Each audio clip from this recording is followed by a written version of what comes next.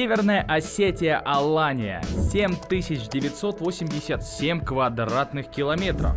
678 тысяч населения. Более 1,5 миллиона туристов в год. Но я пошел дальше. Я переехал сюда и теперь готов исследовать каждый уголок Северной Осетии. Всем привет, меня зовут Евгений Казанов, я профессиональный турист и телеведущий. Проехал более 15 тысяч километров. Посетил сотни музеев, попробовал тысячи блюд.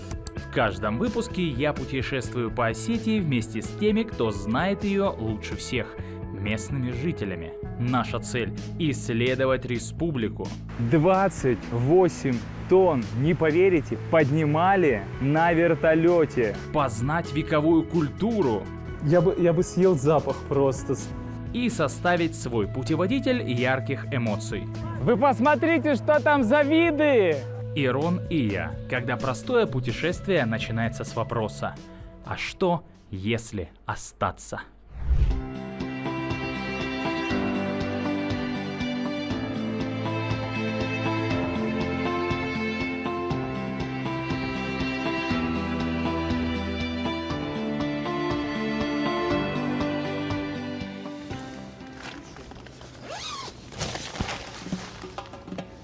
Ты слышал, что за звук?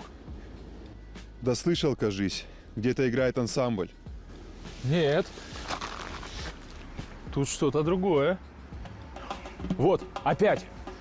Надо найти, что это. Точно.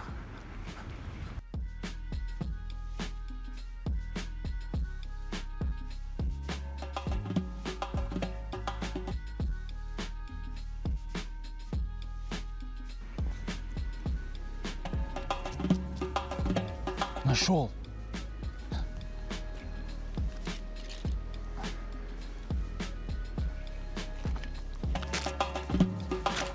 Этот стук все сильнее и сильнее. Смотри, только настольную игру не выкопай.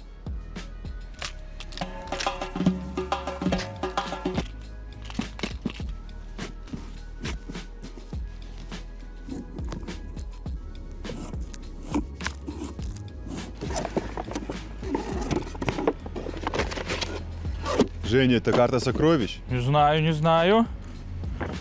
Нет, это карта музеев. И она ведет не только по музеям, но и, по-моему, даже к кладу. Тогда отправляемся навстречу к приключениям. Анчадыстан. И вновь меня ждет по-настоящему уникальное путешествие. Всем привет, дорогие друзья! И снова на ваших экранах Евгений Казанов. И это передача «Ирон и я», где мы отправляемся по всем удивительным местам Северной Осетии. И вновь в моем арсенале фотоаппарат и дневник путешественника, где я сохраняю самые яркие кадры со своих поездок. И сегодня я открываю новую страницу своей жизни в Осетии.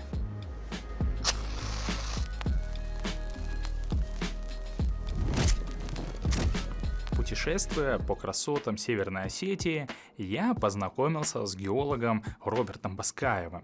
Пообщавшись с ним, я увидел в его глазах любовь к осетинской культуре и своему делу. Когда Роберт рассказывает, он подмечает даже самые маленькие нюансы. А как мы знаем, из малого рождается большое.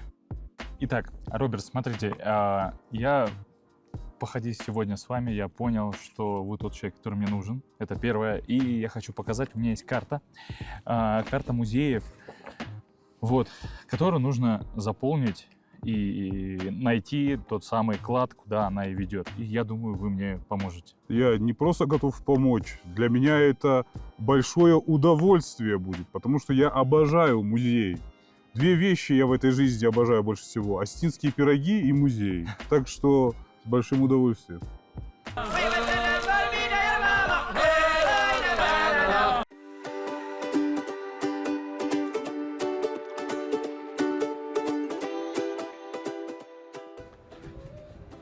Роберт, доброе утро. О, Евгений, категорически приветствую. Так, ну я очень рад, что у вас появилось время, и мы сможем теперь пройтись по всем музеям. Вот, у меня же есть карта, которую я вам показывал, и что я хочу сказать, что на этой карте есть специальные задания. Вот именно для вас задания. Это будут задания, подсказки, куда мы отправляемся. Итак, начнем мы с самого первого музея. И вот такая задание-подсказка. О, Что же это может быть? этот экспонат находится в Национальном музее. Ну, И я недавно узнал, что, оказывается, скорее всего, в отверстие в задней части этой головы мгм. могли вставлять угольки, и тогда в прорезях глаз появлялся свет. И получался ночью такой свет из глаз. Я думаю, в Национальном музее мы обязательно Я думаю, посмотрим. подробнее нам расскажут об подробнее этом. расскажут об этом. Ну Ну что? что, отправляемся? В бой. Анчо-Дестан. На самом деле для меня Национальный музей — это сердце Осетии. Здесь хранятся как древние артефакты, так и какие-то современные инсталляции. И я всегда хотел путешествовать в прошлое, не используя машину времени. Ну, можно сказать, это законсервированная часть нашей истории, к которой мы можем прикоснуться. Ну вот, пойдемте прикоснемся. Вперед.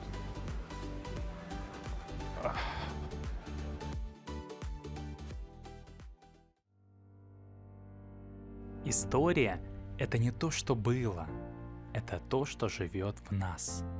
Среди камня и бронзы Осетия тихо рассказывает о себе. Когда стоишь рядом с тысячелетним кувшином, перестаешь спешить. Ну, самый интересный зал – это зал, посвященный истории скифов, сарматов и алан. Сейчас мы, соответственно, находимся около витрины, посвященной истории Алании, и алан в частности. Собственно, здесь у нас, самый, конечно, привлекающий внимание экспонат – это, конечно же, вытянутый аланский череп. В младенчестве, когда кости черепа еще не сформированы, череп перетягивался специальными ремнями, либо специальными такими тесочками, и по мере роста он формировал вот такую вот вытянутую форму. Аланская знать от такой традиции со временем отказалась. Головные уборы неудобные. Да нет, как раз таки женская шапочка, которая у нас в другой витрине находится, очень даже хорошо садится на такой вот череп. Ну и, конечно, помимо черепа, здесь довольно-таки много разнообразных предметов. Это, соответственно, довольно-таки большая коллекция керамики, разнообразные украшения и оружие, куда уж без него. Прямые обоюдоострые клинки, довольно-таки длинные, которыми удобно, как говорится, работать с седла. Майербек, это же была как усыпальница аланского царя, да, и сейчас она находится, по-моему, в Ставропольском музее. И я правильно помню, что ее части сделаны из дольмена? То есть якобы части дольмена использовали для более позднего захоронения. Это довольно-таки частое явление. Зачастую на Кавказе, например, использовались в качестве строительного материала и более древние петроглифы. Я вот, знаете, что хочу спросить? Я, когда переехал в Осетию, я услышал, не знаю, как это сказать, легенда, не легенда, историю над Чажной цепи в том, что как только приходит новый род, то есть добавляется... Новое колено. Новое колено, добавляется звено. Это вот одна из версий. Также упоминали, что вместо того, чтобы добавлять звенья, потому что некоторые фамилии у нас довольно-таки старые, то есть там бы эта цепь уже бы волочилась где-то по полу. Вот я и хотел, узнать. Поэтому иногда на вот этой вот пластине внизу там просто делали такие характерные насечки. Притом она не равномерная. То есть с одной стороны там уже просто все заполнено этими насечками, другая ее часть еще нет. Так что вполне возможно, что выходили из положения, чтобы не удлинять чрезмерно эту самую надочажную цепь таким вот образом. Сейчас мы находимся в той части зала, которая посвящена пивоварению. Пивоварение в Осетии – это не повседневная вещь. Пиво варили накануне праздников, разнообразных мероприятий. Я правильно понимаю, что вот эта культура, она сейчас также... Вполне. уже... В сельских районах, как правило, народ в преддверии праздника старается сам сварить пиво. Я еще, будучи ребенком, помню, как моя родная бабушка накануне праздника обязательно начинала изготавливать пиво. И, честно говоря, домашнее пиво – это, конечно, самое вкусное, что можно было попробовать. Ни один из покупных образцов, даже если это домашний, все равно с тем пивом уже не сравнится. Потому что я пробовал, и я вот сейчас... Это совсем другое. Это другое. Это абсолютно другое. Надо попробовать. Кстати, Данный котел – это был очень важный предмет. Я знаю, в те времена, когда еще был Колым, по-астински Ирод, плата за невесту, представители клана могли попросить отдельно, помимо определенного количества голов скота, за свою девушку и котел. Ну, такой котел это всегда повод для гордости, если он у вас фамильный. А как правило, также еще такие котлы принадлежали не конкретно взятой фамилии, а просто соседское общение. И у кого-то из старших он там хранился, например. Как правило, да. Майрбек, во-первых, хочу сказать вам большое спасибо.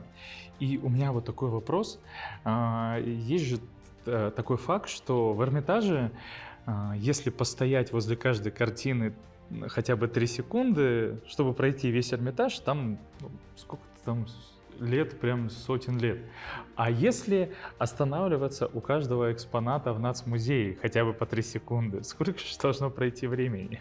Ну, мы, конечно, не Эрмитаж, мы к этому только стремимся, но времени, думаю, уйдет тоже много. Ну, я думаю, сюда надо приходить даже не один и не два, и целый десяток раз, чтобы посмотреть каждый экспонат и изучить. Совершенно верно. Поэтому спасибо вам большое, спасибо. Большое, пожалуйста. В чем мне нравится музей? В том, что здесь можно говорить шепотом и при этом услышать самое важное.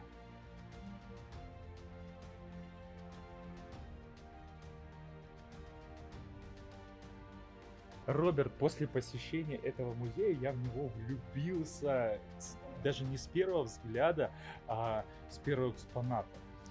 Этот музей, в него с каждым разом влюбляешься все сильнее и сильнее.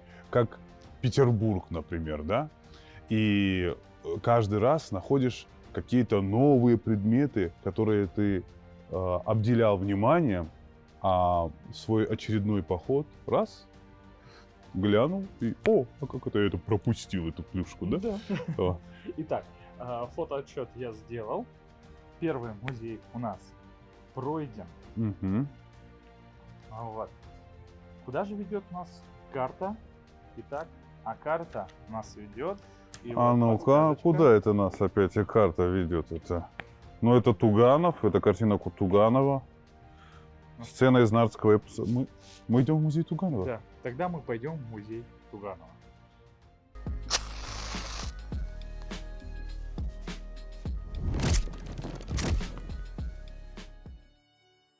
Художник видит не горы, а свет между ними. Каждый мазок, как дыхание земли, каждый цвет, как песня народа. Сегодня нам посчастливилось попасть в музей живописи Туганова Махарбека Сафаровича.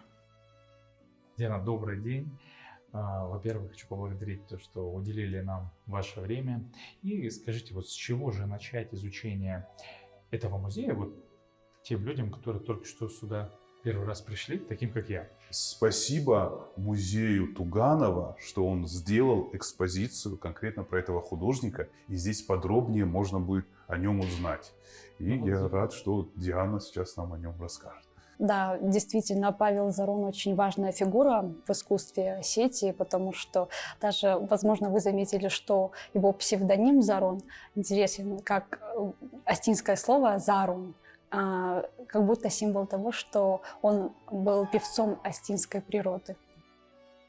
Павел Зарун воспевал не только природу Осетии, также ее культуру. И здесь у нас представлен портрет народного артиста СССР Владимира Тхапсаева в роли Отелло. И по словам современников, он был очень харизматичным человеком, который очень глубоко вживался в свои роли. Настолько глубоко, что даже некоторые его партнерши по театральной сцене его боялись. Они боялись, что он действительно может их задушить. Не, ну судя по... Я вот сейчас смотрю даже на экран, видно, что Очень человек убедительно играет. очень Да. харизматично даже играет.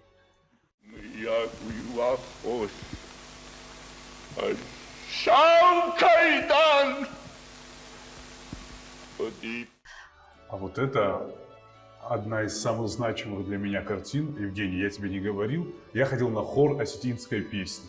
Я каждый раз, когда вижу эту картину, хочется сразу запеть «Наирон, накабатор, накаченадам». Это в театре. Да. В театре нужно...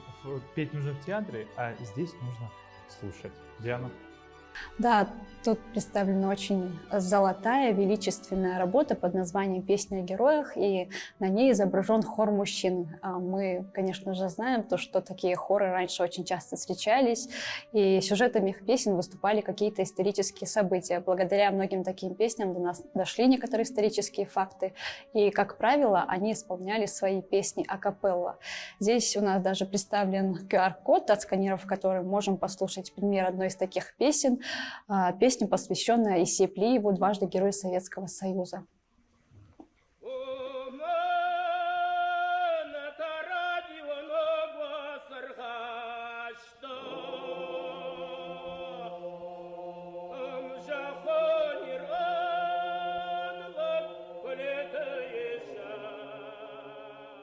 Диана, что он сейчас слушает? Нас он не слышит, поэтому можно рассказывать. Очень интересен тот факт, что наша выставка начинается с весны человеческой жизни и заканчивается весной самого художника в лице его дочери Ирины, потому что она продолжила его и в жизни, и в творчестве. На этом портрете она даже изображена со своим главным инструментом, кистью.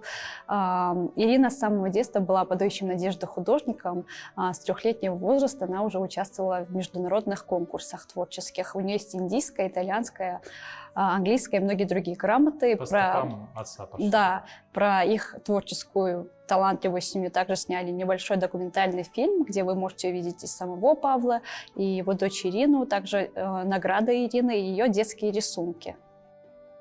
Друзья, такого точно никому не покажут, потому что специально для нас сделали вот такую небольшую выставку, принесли из фонда картины Махарбека Туганова. Диана, можно пару слов про то, что вот мы здесь сейчас наблюдаем?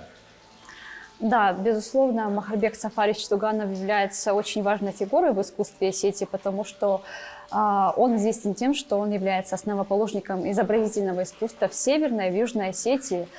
Также он был краеведом, писал множество научных трудов и является первым человеком, который иллюстрировал нартский эпос. Эту тему он выбрал как свою дипломную работу во время обучения в Академии художеств в Санкт-Петербурге. Его семья собирала все эти сказания, его семья со стороны его матери, его дедушка и дядя приглашали к себе домой старцев, которые этими сказаниями делились. Такое ощущение, что краски до сих пор свежие. Махарбек Сафарович был не просто художником, он стал глазами Осетии. Через его картины видно, как она чувствует, как она дышит. Он не писал, он разговаривал с холстом. Еще один мифологический сюжет называется «Урузмак в поисках своего счастья». Здесь вы видите очень яркую, динамичную работу. Мы видим то, что волосы, борода Урузмака тоже развивается, как у этой сказочной девушки.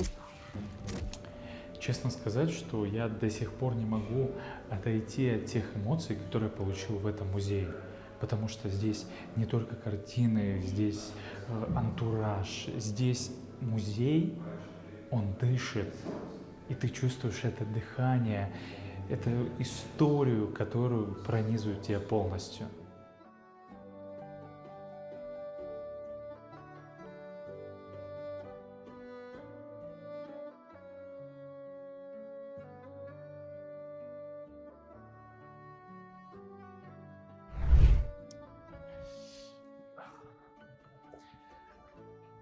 Роберт, сколько раз я проходил здесь по проспекту мимо этого музея, и у меня сейчас вопрос, почему я сюда не заходил?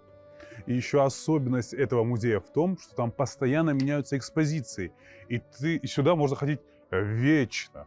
Отлично. Итак, ну что, фотоотчет мы сделали, наша карта потихонечку наполняется. Итак, следующее задание.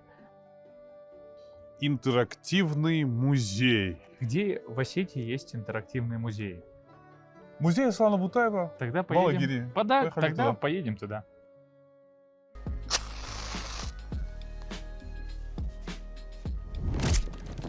Евгений, я рад, что у нас есть возможность приехать в эту точку. Для меня это один из самых интересных частных музеев Северной Осетии. Знаешь почему? Потому что он интерактивный.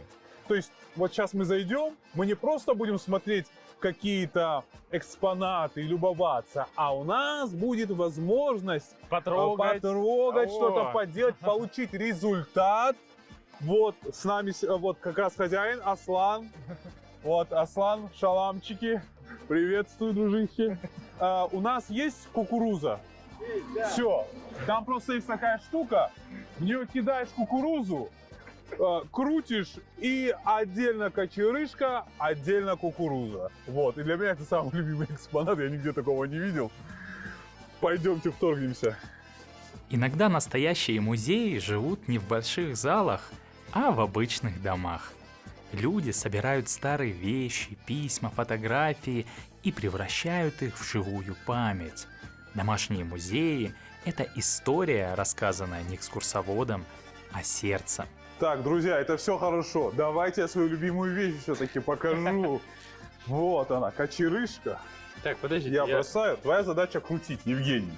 Когда я скажу на счет 3. 1, 2, 3. О. Раскручивай. Давай. Аслан сохраняет у себя дома не просто предметы, а смысл, то, кем мы были и кем остаемся. Пока есть те, кто хранит память, история народа продолжается. На самом деле, как хорошо, что есть вот такие домашние музеи, что здесь все не под замком, не за ширмами, не под стеклом, а то, что вот здесь все рядом, и все это можно, самое интересное, что можно потрогать и вот почувствовать близость себя и осетинской культуры.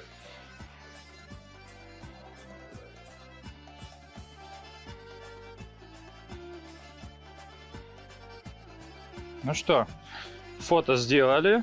Еще один музей мы, да, вот, спасибо, посетили.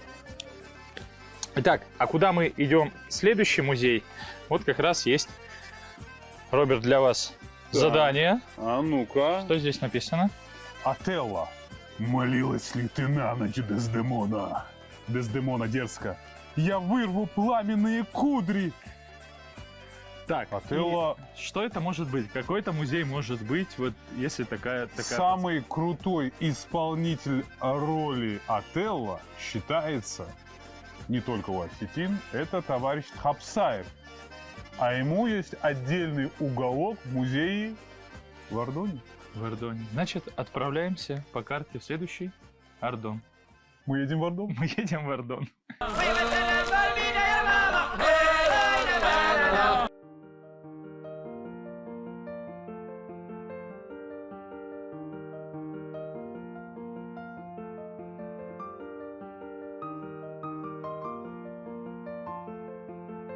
Мы приехали в город Ардон, и на самом деле вот ничем не приметное здание, но если переступить порог, Отправляешься в дивный новый мир.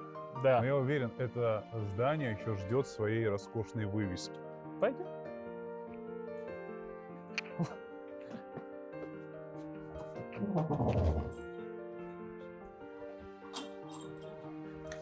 Эльвира, во-первых, хочу вас поблагодарить, что вы нас встретили в этом музее.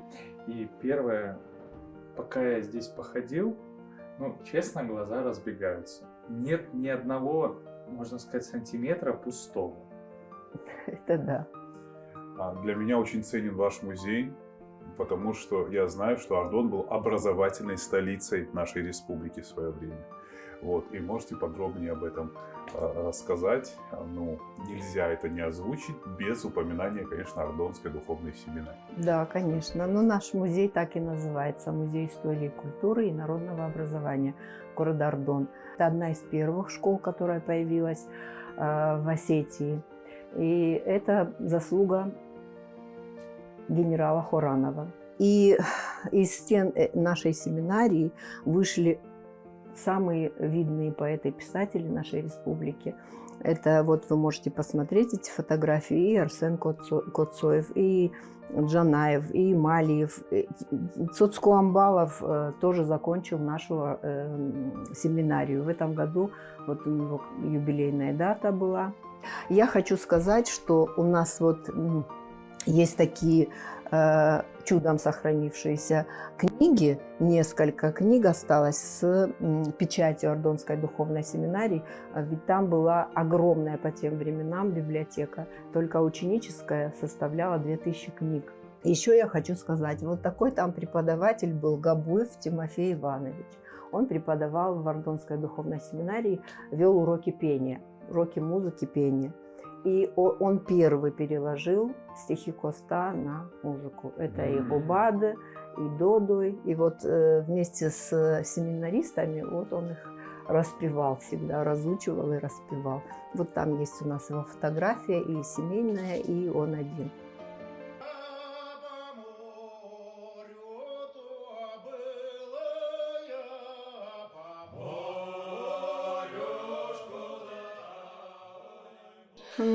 Наряду с Остинским поселением образовалась станица Ордонская. И там поселились те казаки, которые с Владикавказского казачьего полка, и они стали здесь уже обживаться, строиться, семьи заводить. И вот здесь вы видите вот предметы быта, которые были вот у станичных казаков. Ну, здесь, конечно же, уже побогаче был, уже появились стеклянные у них всякие изделия, граммофон, швейные машинки, появились самовары. И он сразу же прям отличается. Конечно, если сравнить вот быт осетин и быт казаков, это две большие разницы. Я хочу уточнить, вот в Северной Осетии только 2 музея я знаю, где отдел, посвященный казакам. Это вот здесь в Ордоне и казачий музей в Моздоке. Да. И во всех традиционных домах, в Дома, деревне, в да. селах висит ковер. Ковер и оружие. Ну, оружие мы сняли, положили в витрину, но у нас тоже там шашка висела. Ну, на сегодняшний день у нас уже более 4000 экспонатов, единиц насчитывается, да. Собрали мы вот за этот период вот столько материала. Заходя в музей, ты видишь, как открывается книга истории города.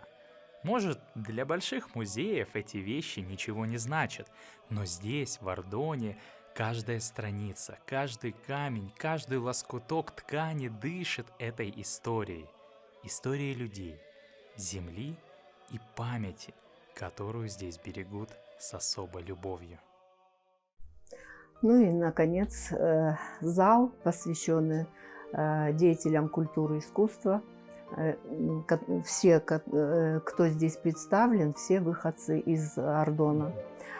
И наши главные реликвии вот нашего музея – это 2 сценических костюма из спектакля «Отелло», в котором играл Владимир Тхапсаев, и из спектакля «Две свадьбы» Николая Саламова. Это то есть оригинальный вот этот костюм? Да, да.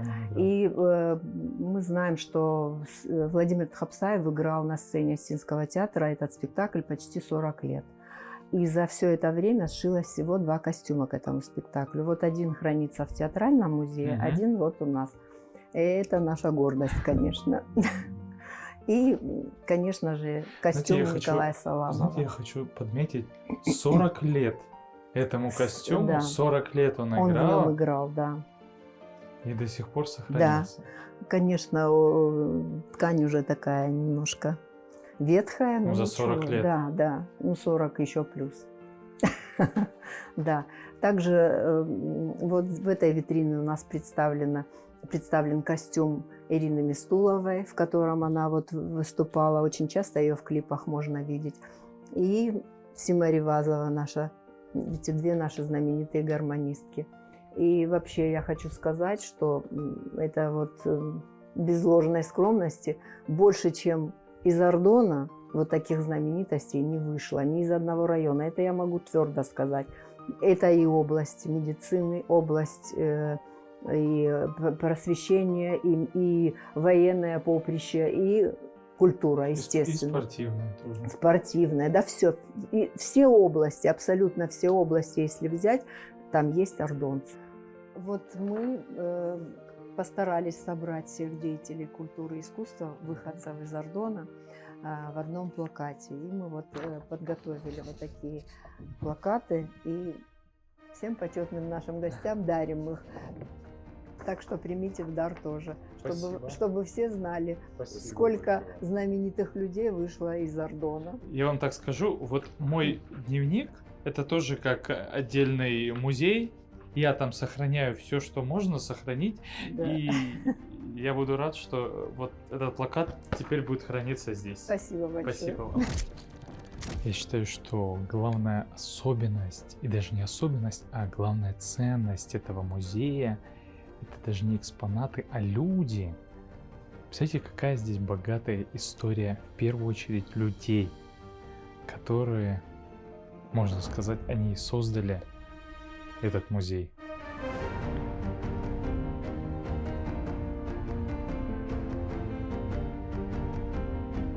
Фотоотчет музея готов. Роберт, скажи, а вот что ты почувствовал, когда здесь побыл? Я почувствовал, будто я дома. С языка снял. Я тоже... Так же, да? Мне прям домашний вот этот уют. Итак, ну у нас остается заключительный с тобой музей. И я хочу тебе... Так, вот она. Куда ты меня опять направляешь? Это ж не я, это вот карта направляет. М. Итак, что же тут? Надпись. Детям говорила, вот бобы вскипят, а сама варила камни для ребят. Так, ну, Мы едем в Нар, на родину Коста Хитагурова. это что у нас? Это стихотворение Коста Хитагурова. Прекрасно. Тогда Мать-сирот. едем в Нар. Едем в Нар. Поехали.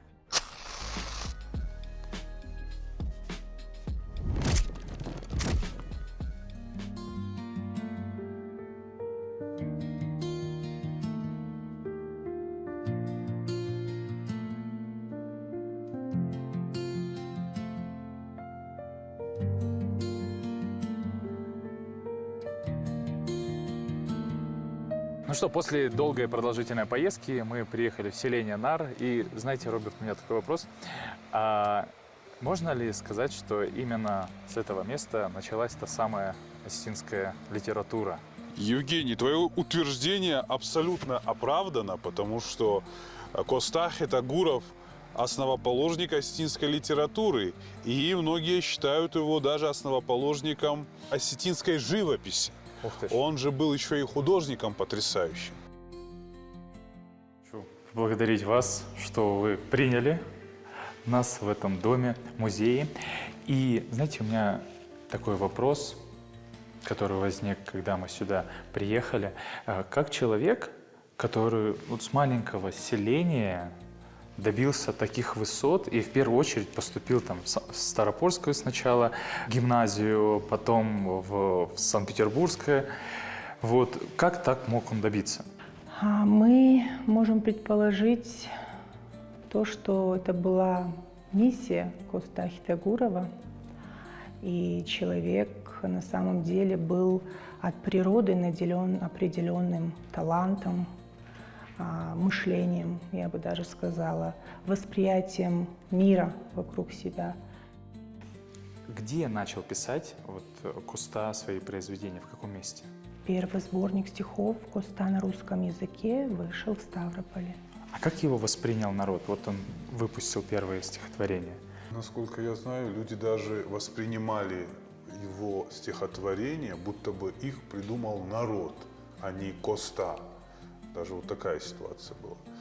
Он подарил людям надежду на лучшее будущее, дал возможность и веру в то, что действительно будут времена лучше, все наладится, все будет хорошо. То есть Коста был неким таким защитником для людей и готовый прийти всегда на помощь. А Коста Хитагуров тот человек, который объединил вокруг себя всех людей. И его завещание, которое он оставил нам, уходя из жизни. Живите, любя друг друга. Карази важгай сарут. Весь мир мой храм, любовь моя святыня, вселенная, отечество мое. Эти космополитические слова, мне кажется, знает каждый житель республики. Но что они значат для них? Наверное, что-то свое, что-то особенное. Но побывав здесь, в музее Коста, я почувствовал и услышал силу его голоса, которую он показывал в своих стихах.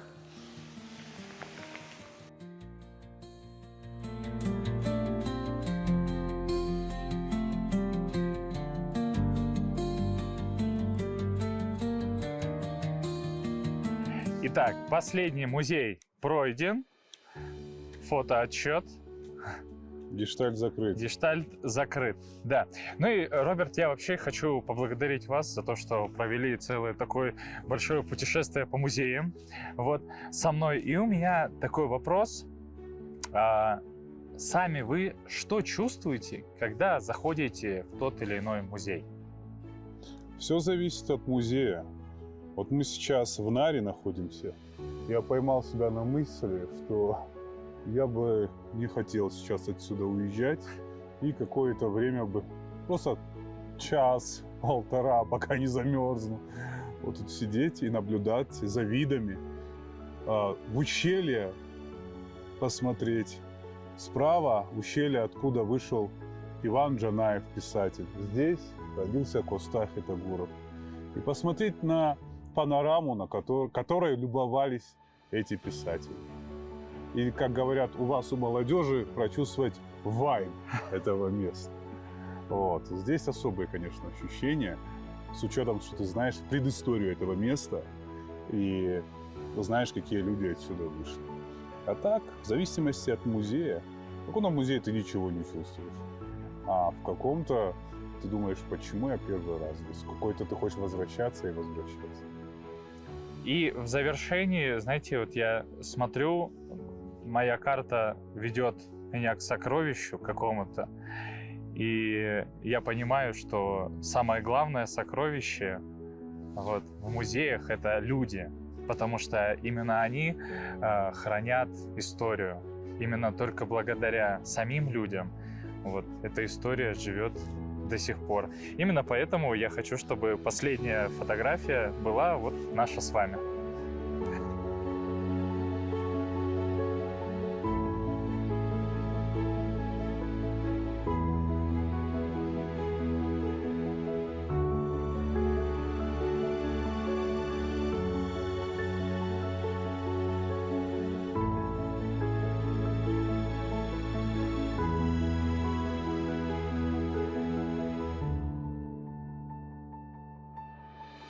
Дорогой дневник, сегодня я понял, музей — это не просто стены и витрины, это зеркало, в котором народ видит себя. Я побывал там, где искусство вдохновляет, где оживают краски и где слова поэта звучат как голос предков. Музей — это сердце Осетии, а сердце не может молчать. Дорогие друзья, посетив музей, я понял, что история не должна храниться в сундуках под замками. Ее должны видеть люди, прикасаться и осознавать свою близость с предками. С вами был Евгений Казанов, и это Ирон и я. Если вы не слышали, как говорит тишина, приезжайте в Осетию.